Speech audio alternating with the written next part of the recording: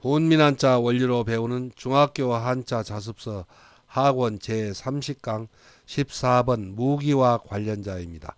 먼저 가까울 근입니다. 도우미 그림에는 수평 저울로 무게를 다할 때에 저울대가 갑자기 기울지 않도록 저울추를 조금씩 옮겨가야 하는 것을 나타낸 그림이 있습니다. 가까울 근의 짜임은 소전에서는 걸어갈 차게 도끼근을 결합해서 나타내었고, 해서에서는 저울추의 뜻을 나타내는 도끼근을 오른쪽 위에 나타내고, 그 받침으로 저울추를 옮겨간다는 뜻을 나타내는 걸어갈 착을 결합하여 가까울 끈의 글자 모양이 되었습니다. 자원은 가까울 끈은 물건을 수평 저울에 닿을 때 저울대가 갑자기 기울지 않게 저울추를 조금씩 옮겨가는 것을 나타내어 옮기는 거리가 1 가깝다는 뜻이며, 보기로 원근이 있고 가까운 날짜나 시간이 2 요즘이라는 뜻이 되고, 보기로 근래가 있고 인간 관계가 가까우니 3 친하다는 뜻이 되며, 보기로 친근이 있습니다. 훈과 음은 가까울 근, 요즘 근, 친할 근입니다. 다음은 곳소 자리소입니다. 도우미 그림에는 나무가 도끼에 찍힌 곳을 나타내었습니다. 곳소의 짜임은 소전과 대전에서는 지게문호에 도끼근을 결합해서 나타내었고, 해서에서도 이 지게문이 조금 열린 틈이라는 뜻을 나타내는 지게문호를 글자의 변에 나타내고, 그 오른쪽에 도끼에 찍힌 곳이라는 뜻을 나타내는 도끼근을 결합하여 곳소 자리소의 글자 모양이 되었습니다. 자원은 곳소는 외장문이 조금 열려 벌어진 틈이 도끼에 찍힌 자국처럼 보이는 일, 곳 또는 자리라는 뜻이며, 보기로 장소가 있고 접두사로 쓰여 이 무엇 하는 바 무엇 하는 것이라는 뜻이 되며, 보기로 소감이 있고 또 소재가 있습니다. 훈과 음은 곳소, 자리소, 바소, 겉소입니다. 글자를 쓰면서 마무리하겠습니다. 먼저 가까울 끈은 도끼근을 먼저 나타내는데, 여기서는 저울추의 뜻이 됩니다. 그래서 수평 저울로 무게를 잴 때 이 저울대가 갑자기 기울지 않도록 그 추를 조금씩 옮겨 간다는 뜻을 나타내어서 가까울 근이 되었습니다. 곳소, 자리소는 먼저 이 지게문호는 지게문이 조금 열린 그 벌어진 틈이 마치 도끼근, 도끼에 나무가 찍힌 그 곳이 벌어진 틈과 흡사함을 나타내어서 도끼에 찍힌 곳 또는 자리라는 뜻을 나타내어서 곳소, 자리소가 되었습니다. 다음은 바탕질입니다. 도우미 그림에는 도끼로 장작을 패는 그림이 있습니다. 바탕질의 짜임은 대전과 소전에서는 모탕은 밑에 조개패를 결합해서 나타내었고, 해서에서도 모탕을 글자의 머리에 나타내고 그 밑에 돈의 뜻을 나타내는 조개패를 결합하여 바탕질의 글자 모양이 되었습니다. 먼저 모탕은 도끼근에 도끼근을 합하여 거듭하여 도끼질을 하여 통나무를 쪼갤 때 밑에 받치는 나무가 일 모탕이라는 뜻을 나타내는 부분 글자입니다. 자원은 바탕질은 모탕이 도끼로 장작을 패거나 톱으로 나무를 자를 때 밑바탕이 되듯이, 도는 사람이 경제생활을 하는 일 바탕이라는 뜻이며, 보기로 물질이나 소질이 있고 인성의 바탕이 품성 또 성질이라는 뜻이며, 보기로 품질이나 기질이 있고 본바탕이나 성질을 3 묻는다는 뜻이며, 보기로 질문이 있고 속국을 얽어매는 바탕이 되는 4 볼모라는 뜻이며, 보기로 인질이 있습니다. 훈과 음은 바탕질, 품성질, 성질질, 물을질, 볼모질입니다. 다음은 활궁입니다. 도우미 그림에는 우리나라 전통의 활인 등을 구부려 만든 활의 그림이 있습니다. 활궁의 짜임은 대전과 소전에서는 활 등을 구부려 만든 활을 상징한 글자입니다. 해서에서는 이 대전과 소전의 글자가 곧은 선분으로 그리고 그 모양이 약간 변형하여 활궁의 글자 모양이 되었습니다. 자원은 활궁은 활 등을 구부려 만든 활을 상형한 글자로 활이라는 뜻이 되며 보기로 양궁이 있고 활처럼 구부정한 모양이 이 활골이라는 뜻이 되며 보기로 궁효가 있습니다. 훈과 음은 활궁, 활골궁입니다. 한자를 쓰면서 마무리하겠습니다. 먼저 바탕질은 모탕은 밑에 조개패를 결합하여 나타내는데 여기서 모탕은 바로 도끼질을 거듭하여 여러 번 한다는 뜻이고 그때 그 밑을 받쳐주는 것이 바로 모탕이라는 뜻이며 그 모탕처럼 이 도는 우리가 경제 생활을 하는 바탕이 된다는 뜻에서 모탕 바탕질입니다. 다음은 활궁입니다. 활궁은 활의 등을 구부려서 만든 활을 상징한 글자로 이 글자가 활궁입니다. 그리고 이 활궁은 한 획, 두 획, 이 부분이 한 획이니까 세 획이라는 것을 여러분들이 잘 알고 있을 것입니다.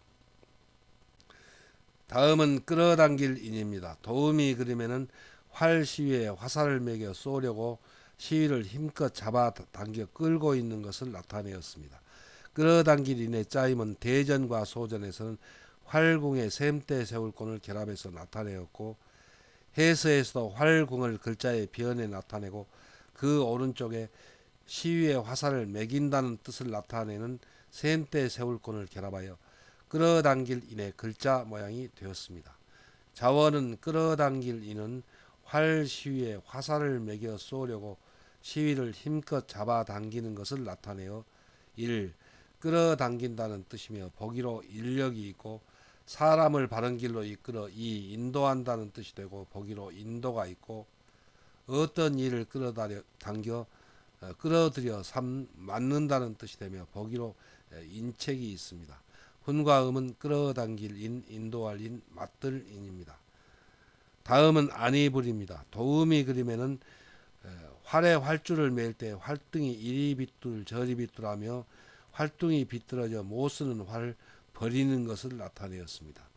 안이불의 짜임은 대전과 소전에서는 활궁에 두 획을 내리고서 활등에 활줄을 맬 때 활등이 이리 빗둘 저리 빗둘 하는 것을 나타내었고 해서에서도 그 모양 그대로 활궁에 활등에 활줄을 맬 때 활등이 이리 빗둘 저리 빗둘 한다는 두 획을 내리고서 안이불의 글자 모양이 되었습니다. 자원은 안이불은 활등에 활줄을 맬 때 활등이 이리 빗둘 저리 빗둘하며 잘 메어지지 않는다는 뜻을 나타내어 아니라는 뜻이 되며 보기로 불예가 있고 비뚤어져 못 쓰는 활을 버린다는 뜻을 나타내는 부분 글자이고 미국의 화폐 단위를 나타내는 달러의 부호와 글자 모양이 비슷하여 달러라는 뜻이 되며 보기로 백불이 있습니다. 훈과 음은 안이불, 버릴불, 달러불입니다. 다음은 한자를 쓰면서 마무리하겠습니다. 먼저 끌어당길 이는 활궁의 샘대에 세울권을 결합했는데 여기서 활궁은 활을 쏘려고 한다는 뜻이고 샘대 세울권은 시위의 화살을 매긴다는 뜻입니다. 그래서 활에 시위를 매겨서 힘껏 끌어당긴다는 뜻에서 끌어당길 인입니다. 다음은 안이불 버릴불입니다. 안이불 버릴불은 활궁에 두 획을 내리고서 결합해야 하는데 여기에서 이 두 획은 활등에 활줄을 곧 활시위를 매길 때 활등이 이리 빗둘 저리 빗둘하며 메어지지 아니한다는 뜻에서 안이불이고 또 그 활등이 구운 못 쓰는 활을 버린다는 뜻에서 버릴불입니다. 다음은 부처불입니다. 도우미 그림에는 절에 모시고 있는 부처님의 형상을 나타내었습니다. 부처불의 짜임은 대전과 소전에서는 사람인 변에 안일불을 결합해서 나타내었고 해서에서도 사람인을 글자의 변에 나타내고 그 오른쪽에 안일불을 결합하여 부처불의 글자 모양이 되었습니다. 자원은 부처불은 절에 있는 돌부처는 사람이 아니고 부처님의 형상을 나타낸다는 뜻이고, 부처를 뜻하는 인도말 붓다의 음을 적은 한자로 부처라는 뜻이며, 보기로 불교가 있고, 불교의 진리를 깨닫는다는 뜻이 되고, 보기로 성불이 있고, 음을 빌어 프랑스라는 뜻이 되고, 보기로 불어가 있습니다. 훈과 음은 부처불 깨달을 불, 프랑스 불입니다. 다음은 넓고 클 홍입니다.